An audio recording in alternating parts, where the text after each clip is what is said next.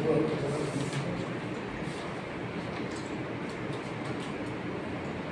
को नमस्ते। हम आर्य समाज दयानंद भवन सदर और नवनिर्माण बहुउद्देशीय संस्था जो है माइक नजदीक ले उन लोगों को यज्ञ के विषय में बताया जाए और उनको प्रत्यक्ष करके दिखाया जाए और उसके लाभ आदि बताकर उनको प्रेरित किया जाए कि वो भी यज्ञ करने के लिए तैयार हो। और हमारा इन सब कार्यक्रमों को करते हुए ऐसा देखना है कि अधिकांश लोगों को यह पता नहीं है कि ये क्यों किया जाता है। आपने देखा होगा सब तरफ, चाहे विवाह हो चाहे कोई भी पर्व हो, आपको हवन करते हुए दिखते हैं लोग, पर ये क्यों किया जाता है और इसमें कितना अंश धार्मिकता का रहता है और कितना अंश, तो आप मेरे विचार से आप इस पर्चे को पढ़ लें। आप बताओ, अच्छा वो पढ़ लेंगे, ठीक है। इस प्रक्रिया में मुख्य तौर पर अग्नि के अंदर कुछ वस्तुओं को डालना और उन वस्तुओं को डालने के उपरांत जो अग्नि प्रक्रिया करके उन वस्तुओं को हमें देती है उसका लाभ उठाना है। तो सामान्य तौर पे अग्नि के जो गुण होते हैं, तो अग्नि का एक गुण होता है कि अग्नि मनुष्य को प्रेरित करती है कि आपने भी नीचे दब के नहीं रहना चाहिए, आपने हमेशा ऊपर उठने का प्रयास करना चाहिए। और आप अपने किसी भी महापुरुष के जीवन को, ये नियम है कि उसने ऊपर उठना चाहिए और किसी भी परिस्थिति में नीचे दब के नहीं रहना चाहिए। तो ये अग्नि प्रेरित करती है कि आपने ऊपर उठना चाहिए। दूसरा अग्नि का गुण है कि इसमें जो भी पदार्थ डाला जाता है, अग्नि उसके गुणों को 1000 गुना करके वापस करती है। तो अग्नि में क्या डालना चाहिए जिससे हमको लाभ हो, तो इसके ऊपर हमारे पूर्वजों ने बहुत गहन शोध करने के बाद यह निकाला कि अग्नि के अंदर यदि आप सुगंधित पदार्थ डालेंगे तो अग्नि उसकी सुगंध को 1000 गुना करके आपको वापस देती है। उदाहरण के तौर पर अगर आप देखना चाहें तो जैसे अगरबत्ती पैकेट से निकलने पर खुशबू नहीं देती है, पर जैसे ही उसको अग्नि लगती है तो अग्नि कितनी रहती है, कोई बहुत बड़ी नहीं रहती है, एक राई के बराबर अग्नि रहती है जो आपके पूरे घर को महका देती है। तो ये अग्नि का गुण है कि वो उसमें डाले हुए पदार्थ को 1000 गुना करके आपको दे देती है। इसमें अग्नि में आप पौष्टिक पदार्थ डालेंगे तो वो वायुमंडल को पौष्टिक करके दे देती है। तो वस्तु की पौष्टिकता का जो गुण है वो अग्नि वायुमंडल में छोड़ देती है। इसका उदाहरण अगर आप देखना चाहें तो जो लोग सब्जी भाजी बनाने की प्रक्रिया को जानते समझते हैं, अगर आपको 1 चम्मच घी 1000 लोगों को खिलाना हो तो कैसे खिला सकते हो? तो वो खिलाने की तरीका यज्ञ है। वो क्या है, आप क्या करते हैं, वो 1 चम्मच घी में राई जीरे का तड़का लगाते हो और 1000 आदमी की दाल में डाल करके उसको सुगंधित कर देते हो और 1000 लोगों को खिला देते हो। ये अग्नि का गुण है। इस गुण को आप अपने मोटे तौर पर प्रयोग कर रहे हो रोज।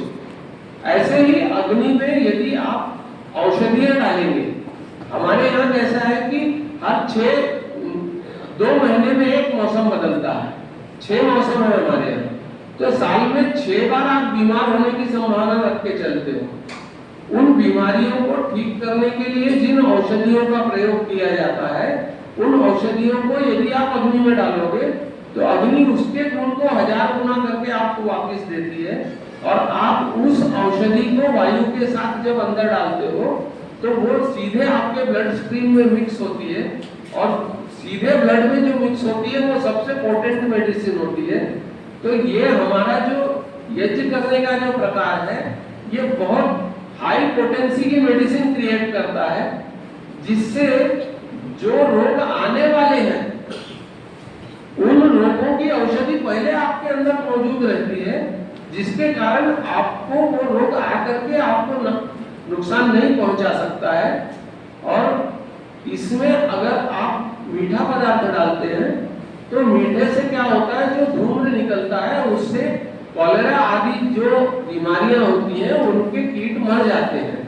तो अब ये बातें जो है इसको समझ करके ऐसा ये किया कि अग्नि में यदि ये 4 प्रकार के पदार्थ नित्य डाले जाए, और नित्य में भी ऐसा कहा कि आप दिन में 2 बार डालें, क्योंकि वायुमंडल सतत बदलता रहता है। तो आप यदि इसको दिन में 2 बार डालेंगे, और आप कहाँ डालोगे, आप अपने घर में डालें। और जितने लोग हैं, अगर देश के सब लोग ये सब प्रक्रिया करने लग जाए तो वायुमंडल बहुत ही निरोगदायक, पौष्टिक, कीट रहित और सुगंधित हो जाएगा। इसीलिए आप देखिए, जब हमारे देश में ये प्रक्रिया चला करती थी उस समय आपने कभी अस्पतालों का नाम सुना है कि रामचंद्र जी ने बहुत बड़ा अस्पताल बनाया, ऐसा रामायण में कहीं वर्णन हो, या महाभारत इतना बड़ा लिखा गया उसमें कहीं एक जगह बताइए कि यहाँ पर इस राजा ने बहुत बड़ा अस्पताल बनाया था। लोग बीमार ही नहीं पड़ते थे। जो डॉक्टर है, ये आप ऐसा समझ लीजिए आपदा प्रबंधन का काम है। अब आज एक रेगुलर प्रबंधन में आ गया है कि आपको नित्य प्रति डॉक्टर लगता है। पहले ऐसा था कि सब स्वस्थ रहते थे, पुष्ट रहते थे, अच्छे हृष्ट पुष्ट निरोग व्यक्ति जब रहा करते हैं तो देश निश्चित तौर पर बहुत अच्छे से आगे प्रगति पे चलता है। रामचंद्र जी 14 साल वनवास को गए, पर बीमारी की खबर है उनकी कभी? कहीं आपने कहीं भी पढ़ा हो कोई भी रामायण में कि रामचंद्र जी में बुखार हो गया था, या उनको मच्छर ने काट लिया तो मलेरिया हो गया था? तो ये सारा जो है, ये हमारे जो पूर्वज थे उन्होंने उनकी जीवन पद्धति में इसको शामिल करके रखा था कि हम निरोग कैसे रहेंगे और स्वस्थ कैसे रहेंगे। तो उस प्रक्रिया को पुनः लोगों तक पहुंचाने के उद्देश्य से हमने ये प्रक्रिया चालू करी थी कि जहाँ कहीं पर भी जो भी चाहेगा हम उनके यहाँ जा करके बिना किसी शुल्क के, कोई दक्षिणा नहीं, किसी प्रकार का कोई शुल्क नहीं, और हम ये प्रक्रिया समझाते थे, इसको कैसे करना है ये बताते थे, और फिर ये भी समझाते थे कि भाई ये इसमें कोई मत पंथ संप्रदाय की कोई बात नहीं है। इसको मुसलमान करेगा तो लाभान्वित नहीं होगा क्या? अगर इसको हिंदू करेगा तो होगा ना, ईसाई भी करेगा तो होगा। तो मनुष्य मात्र अगर इसको करेगा तो वो उससे लाभ उठाएगा, और ये प्रक्रिया जितनी अधिक बढ़ेगी उतना समाज लाभान्वित होगा, और समाज के द्वारा समाज के जो घटक मनुष्य है, आप करेंगे तो आप अकेले लाभान्वित नहीं हो सकते। आप इसको ऐसा नहीं कर सकते हैं कि मैं कमरे के अंदर घुस करके पलंग के नीचे छुप करके कर लूंगा जिससे इसका लाभ मैं अकेला ले लूं। इसलिए इसको शास्त्र ने श्रेष्ठ तमम कर्म कहा है। तो जो कंपैरेटिव डिग्रीज रहती हैं, श्रेष्ठ, श्रेष्ठतर, श्रेष्ठतम, उससे भी एक डिग्री आगे दिया है। ये श्रेष्ठ तमम कर्म है। इसको करने पर चाहे कोई भी करे, आपका जो शत्रु होगा उसको भी लाभ होगा। आप इससे इस संसार को बचा नहीं सकते हो। तो जैसे दुष्ट आदमी बुरी बुरी चीजें जला करके इस दुनिया में पोल्यूशन बढ़ रहा है, आप अगर अच्छी चीजें जलाओगे तो अच्छा वातावरण क्यों नहीं बनेगा? और ये जब बनेगा तो ये ऐसा नहीं है कि एक के लिए बनेगा, ये सबके लिए बनेगा। आज आप देखिए इस संसार में वातावरण के कारण कितना अधिक प्रकोप फैला हुआ है। ये आप देखिए, पहले वर्षा आती थी तो धीमी धीमी वर्षा आती थी, आजकल आती है तो बादल ही फट रहा है सब जगह। ये क्यों हो रहा है? क्योंकि आपने वातावरण को खराब किया है। आपने फैक्ट्रियां चला करके, अकारण ही वाहनों को चला चला करके मनुष्य ने अपनी बीमारी की जड़ खुद अपने घर में खोदी है। तो जितना विज्ञान आगे बढ़ा है उतना अधिक मनुष्य दुखी हुआ है। लोग कहते हैं कि हम सुखी हुए हैं, मुझे तो नहीं सुखी नजर आए।